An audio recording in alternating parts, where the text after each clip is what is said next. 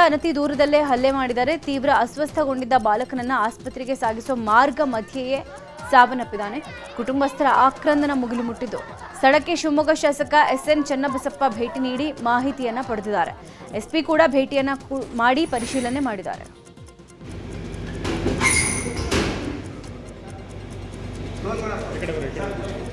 ಸರ್ಕಾರಿ ಶಾಲೆಯ ಆವರಣದ ಆಚೆ ಒಂದು ಅಪ್ರಾಪ್ತನ ಕೊಲೆಯಾಗಿದೆ. ಈ ಒಂದು ಘಟನೆಯಲ್ಲಿ ಅವನಿಗೆ ಪರಿಚಯ ಇರುವಂತಹ ಫ್ರೆಂಡ್ಸ್, ಅವರು ಹಿಂದೆ ಒಂದೇ ಶಾಲೆಯಲ್ಲಿ ಓದ್ತಾ ಇದ್ದವರು, ಅವರು ಕೂಡ ಅಪ್ರಾಪ್ತರು. ಅವರು ಅವನಿಗೆ ಕೈಯಿಂದ ಒದ್ದು ಅವನು ಇಮಿಡಿಯೇಟ್ಗೆ ಕುಸಿದು ಬೀಳ್ತಾನೆ. ಆ ಕುಸಿದು ಬಿಟ್ಟಿದ ನಂತರ ಅವನಿಗೆ ಇಲ್ಲಿ ಹಾಸ್ಪಿಟಲ್ಗೆ ಕರ್ಕೊಂಬರೋಷ್ಟೊತ್ತಿಗೆ ಒಂದು ಡೆತ್ ಆಗಿದೆ ಅಂತ ನಮಗೆ ಗೊತ್ತಾಗುತ್ತೆ. ಸೊ ಈ ನಿಟ್ಟಿನಲ್ಲೇನೆ ಎಲ್ಲರೂ ಅಪ್ರಾಪ್ತರಾಗಿರೋದ್ರಿಂದ ನಾವು ಆಲ್ರೆಡಿ ಇಬ್ಬರನ್ನ ವಶಕ್ಕೆ ತಗೊಂಡಿದ್ದೀವಿ. ಹಾಗೆ ಇನ್ಯಾರು ಈ ಘಟನೆಯಲ್ಲಿ ಇನ್ವಾಲ್ವ್ ಆಗಿದ್ದಾರೆ ಅವ್ರ ಬಗ್ಗೆನೂ ಕೂಡ ನಾವು ಮಾಹಿತಿಯನ್ನು ಕಲೆ ಹಾಕ್ತಾ ಇದ್ದೀವಿ. ಆಗಿದೆ ಅಂತೇಳಿ ಕಂಪ್ಲೇಂಟು ಕೂಡ ಕೊಟ್ಟಿದೆ ಸಂಬಂಧಪಟ್ಟಂಥ ಸ್ಟೇಷನ್ನಿಗೆ. ಆದರೆ ಸಂಜೆ SSLCಗೆ ಸ್ಪೆಷಲ್ ಕ್ಲಾಸಿಗೆ ಹೋದಂಥ ಹುಡುಗ, ಅವನ ಜೊತೆಗೆ ಹೋದಂಥ ಹುಡುಗರು ವಾಪಸ್ ಬರ್ಬೇಕಾದ್ರೆ ಹೊಡೆದಾಕ್ತಾರೆ ಅಂತ ಹೇಳಿದ್ರೆ ಹೃದಯ ಕಿತ್ತು ಬರ್ತೀರಿ. ಬಂಧನ ಮಾಡ್ತೀವಿ, ಬಂಧನ ಮಾಡಿದ್ದೀವಿ ಅಂತ ಹೇಳ್ತಾರೆ. ಏನು ಸಾಯಣ ಕಟ್ಕೊಂಡು ಬಂಧನ ಮಾಡಿಕೊಂಡು ಹೋದ ಹೆಣ ವಾಪಸ್ ಕೊಡ್ತೀರಾ? ಪ್ರಾಣ ವಾಪಸ್ ಕೊಡ್ತೀರಾ? ಪ್ರಾಣ ಹೋಗದರೆ ನೋಡ್ಕೋಬೇಕಂತ ಹೊಣೆಗಾರಿಕೆ ಯಾರದ್ದು? ಹಾಗಾದರೆ ಮಾಡಿದ್ದೇವೆ, ಇನ್ನೂ ಹುಡುಕ್ತಾ ಇದ್ದೇವೆ, ಇನ್ನೂ ಕರ್ಕೊಂಬರ್ತೇವೆ. ಅವನ ಹತ್ರ ಮಾಹಿತಿ ಇದೆ, ಇವನ ಹತ್ರ ಮಾಹಿತಿ ಇದೆ. ಸರಿ ರೀ,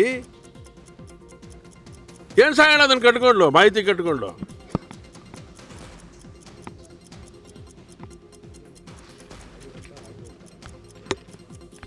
ಸರ್ಕಾರದ ಅನೇಕ ನಿರ್ಧಾರಗಳು ಈ ರೀತಿಯ ಕೃತ್ಯಗಳಿಗೆ ಕಾರಣ ಆಗಿದೆ ಅಂತ ನಾನು ಹೇಳಲಿಕ್ಕೆ ಇಷ್ಟಪಡ್ತಾ ಇರೋಂಥದ್ದು. ಆಗಿದೆ ಅಂತೇಳಿ ಕಂಪ್ಲೇಂಟು ಕೂಡ ಕೊಟ್ಟಿದೆ ಸಂಬಂಧಪಟ್ಟಂಥ.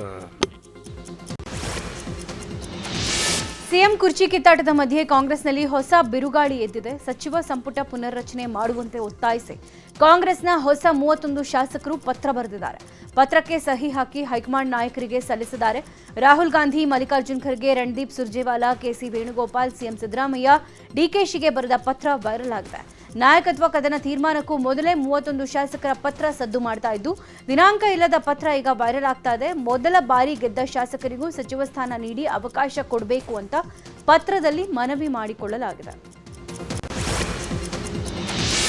ಇನ್ನು ಹೈಕಮಾಂಡ್ಗೆ ಶಾಸಕರಿಂದ ಪತ್ರ ಬರೆದ ವಿಚಾರದ ಬಗ್ಗೆ ರಾಮನಗರದಲ್ಲಿ ಇಕ್ಬಾಲ್ ಹುಸೇನ್ ಪ್ರತಿಕ್ರಿಯೆ ಕೊಟ್ಟಿದ್ದಾರೆ. ಕೆಲಸ ಮಾಡೋರ್ಗೆ ಅವಕಾಶ ಕೊಡಿ ಅಂತ ಮನವಿ ಮಾಡಿದೀವಿ. ನಾನು ಕೂಡ ಪತ್ರ ಬರೆದಿದ್ದೀನಿ. 3 ವರ್ಷ ಆಗ್ತಿದೆ, ನನಗೆ ಕೆಲವರಿಂದ ಏನೂ ಸಿಗ್ತಾ ಇಲ್ಲ. ಅಂಥವರನ್ನ ಇಟ್ಕೊಂಡು ಏನ್ ಮಾಡೋಣ? ಹಾಗಾಗಿ ನಾನು ಪತ್ರ ಬರೆದು ಒತ್ತಾಯಿಸಿದ್ದೀನಿ ಅಂತ ಹೇಳಿದ್ರು. ಇನ್ನು ಇದೇ ವಿಚಾರವಾಗಿ ಮಾಯಕೊಂಡ ಶಾಸಕ ಬಸವಂತಪ್ಪ ಮಾತನಾಡಿ, 38 ಜನ ನೂತನ ಶಾಸಕರು ಸಹಿ ಮಾಡಿದ್ದೀವಿ. ಹೊಸಬರಿಗೆ ಸಚಿವ ಸ್ಥಾನ ಕೊಟ್ಟರೆ ಪಕ್ಷಕ್ಕೆ ಒಳ್ಳೇದಾಗುತ್ತೆ ಅಂತ ಹೇಳಿದ್ದಾರೆ. ಇತ ಕೊಡಗು ಶಾಸಕ ಮಂಥರ್ಗೌಡ, ಗುಂಡ್ಲುಪೇಟೆ ಶಾಸಕ ಗಣೇಶ್ ಪ್ರಸಾದ್ ಕೂಡ ಪ್ರತಿಕ್ರಿಯೆ ಕೊಟ್ಟಿದ್ದಾರೆ. ಸಿಎಂ ಪಟ್ಟಕ್ಕಾಗಿ ಡಿಸಿಎಂ ಡಿಕೆ ಶಿವಕುಮಾರ್ ಇನ್ನಿಲ್ಲದ ಕಸರತ್ತು ನಡೆಸ್ತಾ ಇದ್ದಾರೆ. ಇದರ ಮಧ್ಯೆ ಸಿಎಂ ಆಪ್ತರು ಡಿಕೆಶಿ ವಿರುದ್ಧ ಅಹಿಂದ ಅಸ್ತ್ರ ಬಳಸೋಕೆ ಮುಂದಾಗಿದ್ದಾರೆ. ಉತ್ತರ ಕನ್ನಡ, ಬೆಳಗಾವಿ, ದಾವಣಗೆರೆ ಜಿಲ್ಲೆಗಳಲ್ಲಿ ಅಹಿಂದ ಮುಖಂಡರ ಸಭೆ ನಡೆಸಿ ಸದ್ದಿಲ್ಲದೆ ಸತೀಶ್ ಜಾರಕಿಹೊಳಿ ಖೆಡ್ಡ ತೋಡಿದ್ದಾರೆ. ಸಿಎಂ ಪದಚ್ಯುತಿಗೆ ಹೈಕಮಾಂಡ್ ಮುಂದಾದಲ್ಲಿ ಮುಂದಿನ ಹೋರಾಟದ ಬಗ್ಗೆ ಚರ್ಚೆ ಮಾಡ್ತಾ ಇದ್ದು, ಡಿಕೆಶಿ ಬಣದ ಶಾಸಕರಿಗೆ ಎಚ್ಚರಿಕೆ ಸಂದೇಶ ರವಾನಿಸಿದ್ದಾರೆ. ಈ ಮೂಲಕ ಒಂದೇ ಕಲ್ಲಲ್ಲಿ 2 ಹಕ್ಕಿ ಒಡೆಯುವ ತಂತ್ರ ರೂಪಿಸಿದ್ದಾರೆ. ಕುರ್ಚಿ ಕದನದ ಮಧ್ಯೆ ಸಿಎಂ ಸಿದ್ದರಾಮಯ್ಯ ಮಾರ್ಚ್ 6ಕ್ಕೆ ಬಜೆಟ್ ಮಂಡಿಸೋಕೆ ಸಜ್ಜಾಗಿದ್ದಾರೆ. ಹೀಗಾಗಿ ಸಿದ್ದರಾಮಯ್ಯ ಬಜೆಟ್ ಪೂರ್ವಭಾವಿ ಸಭೆ ನಡೆಸಿದ್ದಾರೆ. ಬೆಂಗಳೂರಿನ ಗೃಹ ಕಚೇರಿ ಕೃಷ್ಣಾದಲ್ಲಿ ಪರಿಶಿಷ್ಟ ಪಂಗಡದ ಶಾಸಕರು ಮತ್ತು ಸಮುದಾಯದ ಮುಖಂಡರ ಜೊತೆ ಸಭೆಯನ್ನ ಮಾಡಿದ್ದಾರೆ. ಸಮುದಾಯದ ಅಭಿವೃದ್ಧಿಗೆ ಬಜೆಟ್ನಲ್ಲಿ ಯೋಜನೆಗಳನ್ನು ತರುವ ಸಂಬಂಧ ಚರ್ಚೆ ಮಾಡಲಾಗಿದೆ. ಸಿಡಿ ಪ್ರಕರಣದಿಂದಾಗಿ ಏಳು ಬೀಳು ಅನುಭವಿಸ್ತಾ ಇರುವ ರಮೇಶ್ ಜಾರಕಿಹೊಳಿ ರಾಜಕೀಯವಾಗಿ ಪುಟಿದೇಳೋಕೆ ತೆರೆಮರೆಯಲ್ಲಿ ಕಸರತ್ತು ನಡೆಸ್ತಾ ಇದ್ದಾರೆ. ಬಿಜೆಪಿಯಲ್ಲಿ ಅಹಿಂದ ನಾಯಕರಾಗೋಕೆ ಸದ್ದಿಲ್ಲದೆ ರಮೇಶ್ ಜಾರಕಿಹೊಳಿ ತಯಾರಿ ಮಾಡ್ತಾ ಇದ್ದು, ಬೆಳಗಾವಿಯಲ್ಲಿ ಬೃಹತ್ ಅಹಿಂದ ಸಮಾವೇಶ ನಡೆಸೋಕೆ ಪ್ಲಾನ್ ಮಾಡಿದ್ದಾರೆ. ರಾಜ್ಯ ಬಿಜೆಪಿಯಲ್ಲಿ ಅಹಿಂದ ನಾಯಕರ ಕೊರತೆಯನ್ನ ನೀಗಿಸಿ ನಾಯಕರ ಗಮನ ಸೆಳೆಯೋಕೆ ಸಾಹುಕಾರ್ ಯತ್ನಿಸಿದ್ದಾರೆ. ಇದೇ ತಿಂಗಳ ಕೊನೆಯಲ್ಲಿ ಅಥವಾ ಮಾರ್ಚ್ ಮೊದಲ ವಾರದಲ್ಲಿ ಸಮಾವೇಶ ನಡೆಸಿ ಅಹಿಂದ ನಾಯಕನೆಂದು ಗುರುತಿಸಿಕೊಂಡ್ರೆ 2028ಕ್ಕೆ ಮಂತ್ರಿ ಆಗೋಕೆ ನೆರವಾಗುತ್ತೆ ಅನ್ನೋ ಲೆಕ್ಕಾಚಾರ ಹಾಕಿದ್ದಾರೆ. ಲಂಚ ಪಡೆದು ಲೋಕಾಯುಕ್ತ ಬಲೆಗೆ ಬಿದ್ದಿರುವ ಶಿರಹಟ್ಟಿ ಶಾಸಕ ಚಂದ್ರು ಲಮಾಣಿ ಜಾಮೀನು ಕೋರಿ ಕೋರ್ಟ್ಗೆ ಅರ್ಜಿ ಸಲ್ಲಿಸಿದ್ದಾರೆ. ಜನಪ್ರತಿನಿಧಿಗಳ ವಿಶೇಷ ನ್ಯಾಯಾಲಯಕ್ಕೆ ಶಾಸಕ ಚಂದ್ರು ಲಮಾಣಿ ಹಾಗೂ ಇಬ್ಬರು ಪಿಎಗಳು ಜಾಮೀನು ಕೋರಿ ಅರ್ಜಿ ಸಲ್ಲಿಸಿದ್ದಾರೆ. ಅರ್ಜಿ ಸ್ವೀಕರಿಸಿರುವ ಕೋರ್ಟ್ ಆಕ್ಷೇಪಣೆ ಸಲ್ಲಿಸೋಕೆ ಲೋಕಾಯುಕ್ತ ಎಸ್ಪಿಪಿಗೆ ಸೂಚನೆ ಕೊಟ್ಟಿದೆ. ಫೆಬ್ರವರಿ 27ಕ್ಕೆ ಅರ್ಜಿ ವಿಚಾರಣೆಯನ್ನು ಮುಂದೂಡಲಾಗಿದೆ. ಇನ್ನು ಲಂಚ ಪ್ರಕರಣದಲ್ಲಿ ಬಿಜೆಪಿ ಶಾಸಕ ಚಂದ್ರು ಲಮಾಣಿ ಬಂಧನ ಕಾಂಗ್ರೆಸ್ನ ಷಡ್ಯಂತ್ರ ಅಂತ ಬಿಜೆಪಿ ಆರೋಪ ಮಾಡಿದೆ. ಹೀಗಾಗಿ ಗದಗ ಜಿಲ್ಲೆ ಶಿರಹಟ್ಟಿ ವಿಧಾನಸಭೆ ಕ್ಷೇತ್ರದ 2 ಮಂಡಲ ಕಾರ್ಯಕರ್ತರಿಂದ ಹೋರಾಟಕ್ಕೆ ಸಿದ್ಧತೆ ನಡೆದಿದೆ. ನಾಳೆ ಲಕ್ಷ್ಮೇಶ್ವರದಲ್ಲಿ ಪಟ್ಟಣದಲ್ಲಿ ಪ್ರತಿಭಟನೆ ಮಾಡೋಕೆ ಪೂರ್ವಭಾವಿ ಸಭೆ ಮಾಡಲಾಗಿದೆ. ಇನ್ನು ಕಾಂಗ್ರೆಸ್ನ ಗುತ್ತಿಗೆದಾರ ವಿಜಯ್ ರಾಜ್ ಪೂಜಾರ್ ಬಳಸಿಕೊಂಡು ಟ್ರ್ಯಾಪ್ ಮಾಡಿಸಿದ್ದಾರೆ. ಸಚಿವ ಎಚ್.ಕೆ. ಪಾಟೀಲ್ ಕಾಂಗ್ರೆಸ್ ಕೆಲವು ಮುಖಂಡರ ಸಂಚು ಅಂತ ಆರೋಪ ಮಾಡಿದ್ದು, ಕಾಂಗ್ರೆಸ್ ವಿರುದ್ಧ ಬಿಜೆಪಿ ಕಾರ್ಯಕರ್ತರು ಹೋರಾಟಕ್ಕೆ ಸಜ್ಜಾಗಿದ್ದಾರೆ. ಚಿತ್ರದುರ್ಗದ ರೇಣುಕಾಸ್ವಾಮಿ ಕೊಲೆ ಪ್ರಕರಣದಲ್ಲಿ ಜೈಲಲ್ಲಿರೋ ನಟ ದರ್ಶನ್ಗೆ ಗುಡ್ ನ್ಯೂಸ್ ಸಿಕ್ಕಿದೆ. ಕಾಟೇರನ ಗನ್ ಲೈಸೆನ್ಸ್ ಅಮಾನತು ಆದೇಶಕ್ಕೆ ಹೈಕೋರ್ಟ್ ತಡೆ ಕೊಟ್ಟಿದೆ. ನ್ಯಾಯಮೂರ್ತಿ ನಾಗಪ್ರಸನ್ನ ಅವರ ಪೀಠದಿಂದ ಆದೇಶ ಹೊರಡಿಸಲಾಗಿದೆ. ರೇಣುಕಾಸ್ವಾಮಿ ಕೊಲೆ ಪ್ರಕರಣದ ಬಳಿಕ ದರ್ಶನ್ ಗನ್ ಲೈಸೆನ್ಸ್ ಅನ್ನ ಪೊಲೀಸ್ ಇಲಾಖೆ ಅಮಾನತು ಮಾಡಿತ್ತು. ಆದೇಶವನ್ನ ಪ್ರಶ್ನಿಸಿ ದರ್ಶನ್ ಪರ ವಕೀಲ ಸುನಿಲ್ ಕುಮಾರ್ ಹೈಕೋರ್ಟ್ ಮೊರೆ ಹೋಗಿದ್ರು. ಇದೀಗ ಆದೇಶಕ್ಕೆ ಹೈಕೋರ್ಟ್ ತಡೆ ಕೊಟ್ಟಿದೆ. ಇನ್ನು ರೇಣುಕಾಸ್ವಾಮಿ ಕೊಲೆ ಪ್ರಕರಣ ಸಂಬಂಧ ತನಿಖಾಧಿಕಾರಿ ಗಿರೀಶ್ ನಾಯಕ್ ವಿರುದ್ಧ ಕ್ರಿಮಿನಲ್ ಕೇಸ್ ದಾಖಲು ಮಾಡಬೇಕು ಅಂತ ಕೋರ್ಟ್ಗೆ ಅರ್ಜಿ ಸಲ್ಲಿಸಲಾಗಿದೆ. ಆರೋಪಿಗಳ ಮೊಬೈಲ್ ಸೀಸ್ ಮಾಡಿ ಮಹಜರ್ ಮಾಡೋವಾಗ ಎಡವಟ್ಟು ಮಾಡಿದ್ದಾರೆ ಅನ್ನೋ ಆರೋಪ ಕೇಳಿ ಬಂದಿದೆ. ಕಾಮಾಕ್ಷಿಪಾಳ್ಯ ಪೊಲೀಸ್ ಠಾಣೆಯಲ್ಲಿ ಮಹಜರ್ ಮಾಡಿರೋದಾಗಿ ಕೋರ್ಟ್ಗೆ ಮಹಜರ್ ಕಾಪಿ ಕೊಟ್ಟಿದ್ರು. ಆದರೆ ಆರೋಪಿಗಳನ್ನ ಟೈಲ್ಸ್ ಹಾಕಿರೋ ಕ್ಯಾಬಿನ್ನಲ್ಲಿ ನಿಲ್ಲಿಸಿ ಫೋಟೋ ತೆಗೆದಿದ್ದು ಬೇರೆ ಯಾವುದೋ ಜಾಗದಲ್ಲಿ ನಿಲ್ಲಿಸಿ ಕಾಮಾಕ್ಷಿಪಾಳ್ಯ ಸ್ಟೇಷನ್ ಅಂತ ಸ್ಥಳ ತೋರಿಸಿದ್ದಾರೆ ಅಂತ ಆರೋಪ ಮಾಡಲಾಗಿದೆ. ಹೀಗಾಗಿ ಸ್ಥಳ ಪರಿಶೀಲನೆ ನಡೆಸಿ ವರದಿ ಕೊಡುವಂತೆ ಸಿಸಿಎಚ್ 64 ಕೋರ್ಟ್ ಆದೇಶ ಹೊರಡಿಸಿದ್ದು, ಇವತ್ತು ವಕೀಲರ ಸಮ್ಮುಖದಲ್ಲೇ ಕಾಮಾಕ್ಷಿಪಾಳ್ಯ ಪೊಲೀಸ್ ಠಾಣೆಯಲ್ಲಿ ಪರಿಶೀಲನೆ ನಡೆಯಲಿದೆ. ಕಾಂತಾರ ಚಿತ್ರದಲ್ಲಿನ ದೈವದ ಬಗ್ಗೆ ಹೇಳಿಕೆ ಕೊಟ್ಟು ಸಂಕಷ್ಟಕ್ಕೀಡಾಗಿರುವ ಬಾಲಿವುಡ್ ನಟ ರಣವೀರ್ ಸಿಂಗ್ಗೆ ಇವತ್ತು ಮಹತ್ವದ ದಿನ. ಪ್ರಕರಣದ ಕೇಸ್ ರದ್ದು ಕೋರಿ ಹೈಕೋರ್ಟ್ಗೆ ಅರ್ಜಿ ಹಾಕಿದ್ರು. ನ್ಯಾಯಮೂರ್ತಿ ಎಂ ನಾಗಪ್ರಸನ್ನ ಅವರ ಹೈಕೋರ್ಟ್ ಪೀಠದಲ್ಲಿ ವಿಚಾರಣೆ ನಡೆಯಲಿದೆ. ಕೇಸ್ ರದ್ದಾಗುತ್ತಾ, ನೋಟಿಸ್ಗೆ ಉತ್ತರ ಕೊಡಬೇಕಾಗುತ್ತಾ ಅನ್ನೋ ಕುತೂಹಲ ಮೂಡಿದೆ. ನಿನ್ನೆ ರಣವೀರ್ ಸಿಂಗ್ ಪರ ವಕೀಲರು ತುರ್ತು ವಿಚಾರಣೆಗೆ ಮನವಿ ಮಾಡಿದ್ರು. ಕಾಂತಾರ ಚಾಪ್ಟರ್ 1 ಪಾತ್ರದ ಬಗ್ಗೆ ರಣವೀರ್ ಸಿಂಗ್ ಶ್ಲಾಘನೆ ಕೊಟ್ಟಿರೋದು, ರಿಷಬ್ ಶೆಟ್ಟಿ ನಟನೆ ಬಗ್ಗೆ ಪ್ರಾಮಾಣಿಕವಾಗಿ ಹೊಗಳಿರೋದು, ಅವರ ಹೇಳಿಕೆಗೆ ಕ್ರಿಮಿನಲ್ ಬಣ್ಣ ಬಳಿಯಲಾಗಿದೆ ಅಂತ ವಾದಿಸಿದ್ರು. ಈ ಮೂಲಕ ತುರ್ತು ವಿಚಾರಣೆಗೆ ಒಪ್ಪದ ನ್ಯಾಯಮೂರ್ತಿಗಳು ಇವತ್ತು ವಿಚಾರಣೆ ನಡೆಸುತ್ತಿದ್ದಾರೆ.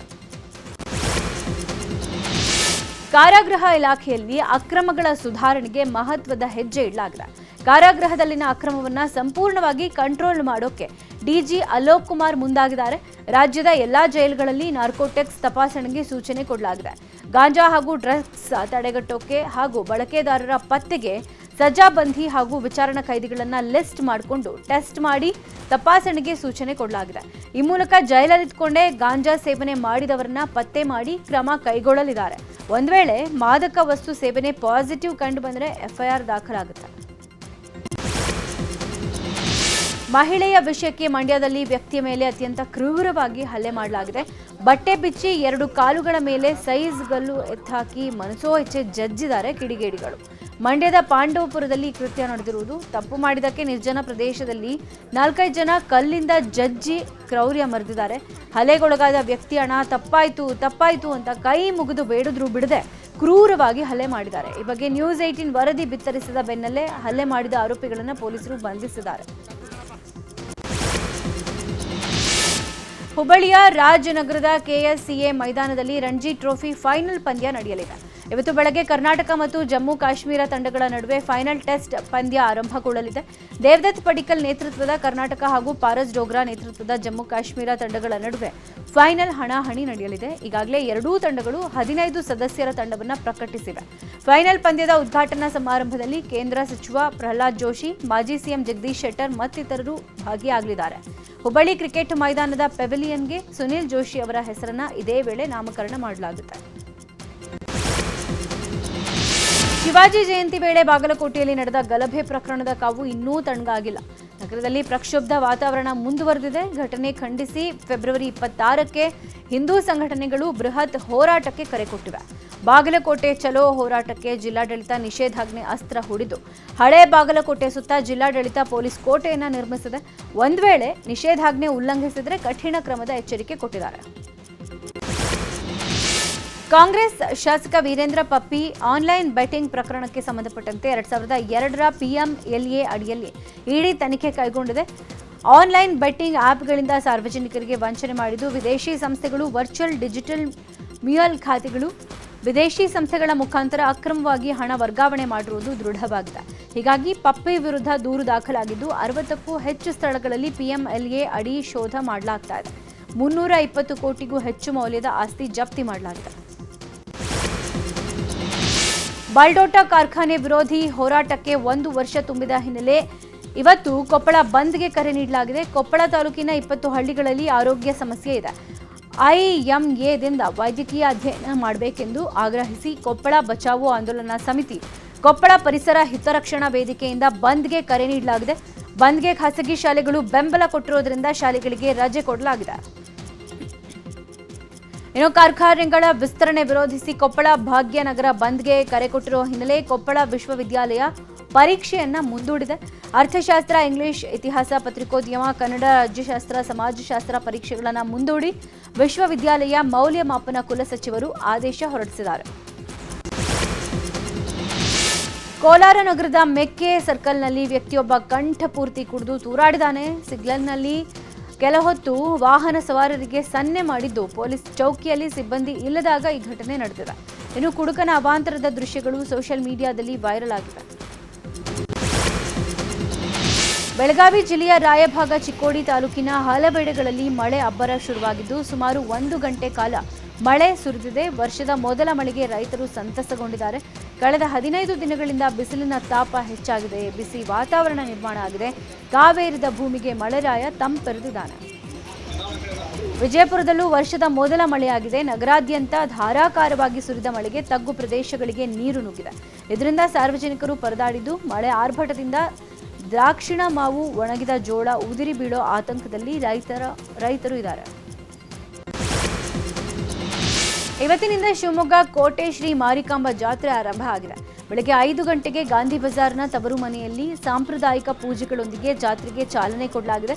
ಇವತ್ತು ರಾತ್ರಿ ಮೆರವಣಿಗೆಯ ಮೂಲಕ ಮಾರಿ ಗದ್ದುಗೆಗೆ ಅಮ್ಮನವರನ್ನ ಪ್ರತಿಷ್ಠಾಪನೆ ಮಾಡಲಾಗುತ್ತೆ.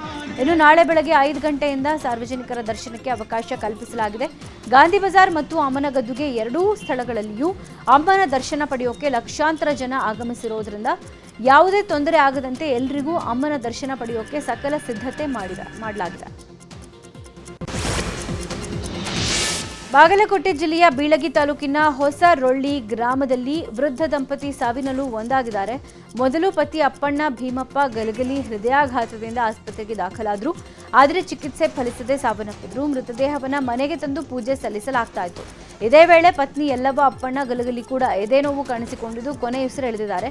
ದಂಪತಿ ಸಾವನ್ನಪ್ಪಿದ ಬಳಿಕ ಗ್ರಾಮಸ್ಥರು ಮರು ಮದುವೆ ಮಾಡಿಸಿ ಅಂತ್ಯಕ್ರಿಯೆ ನೆರವೇರಿಸಿದ್ದಾರೆ. ವಿಷ್ಣುಮೂರ್ತಿ ದೈವವು ತುಳುನಾಡು ಮತ್ತು ಕೇರಳದ ಗಡಿ ಭಾಗಗಳಲ್ಲಿ ಆರಾಧಿಸಲ್ಪಡುವ ಅತ್ಯಂತ ಪ್ರಭಾವಶಾಲಿ ವೈಷ್ಣವ ದೈವ. ಇದು ಕೇರಳದ ತೈಯಂ ಸಂಪ್ರದಾಯದಿಂದ ಬಂದಿದ್ದು, ಒತ್ತೆಕೋಲ ಎಂಬ ವಿಶೇಷ ಆಚರಣೆಯ ಮೂಲಕ ಬೆಂಕಿಯ ಕೆಂಡದ ಮೇಲೆ ನಡೆಯುವ ದೈವವಾಗಿ ಭಕ್ತರನ್ನ ಆಕರ್ಷಿಸುತ್ತೆ. ದಕ್ಷಿಣ ಕನ್ನಡ ಜಿಲ್ಲೆಯ ಪುತ್ತೂರು ತಾಲೂಕಿನ ಸಂಪ್ಯದ ಉದಯಗಿರಿ ಎಂಬ ಪುಟ್ಟ ಗ್ರಾಮದಲ್ಲಿ ಕಳೆದ 120 ವರ್ಷಗಳಿಂದ ವಿಷ್ಣುಮೂರ್ತಿ ದೈವಕ್ಕೆ ಒತ್ತೆಕೋಲ ಸೇವೆಯನ್ನ ನೀಡ್ತಾ ಬರಲಾಗಿದ್ದು, ಮರದ ತುಂಡು ನೀಡಿ ದೈವ ಕೃಪೆಗೆ ಪಾತ್ರರಾಗ್ತಾರೆ. ಸರ್ಕಾರ ಚಿನ್ನದ ಬೆಲೆಗಳನ್ನು ಸೂಕ್ಷ್ಮವಾಗಿ ಗಮನಿಸ್ತಾ ಇದೆ. ಬೆಲೆ ಏರಿಕೆ ತಾತ್ಕಾಲಿಕ, ಆತಂಕ ಬೇಡ ಅಂತ ವಿತ್ತ ಸಚಿವೆ ನಿರ್ಮಲಾ ಸೀತಾರಾಮನ್ ಹೇಳಿದ್ದಾರೆ.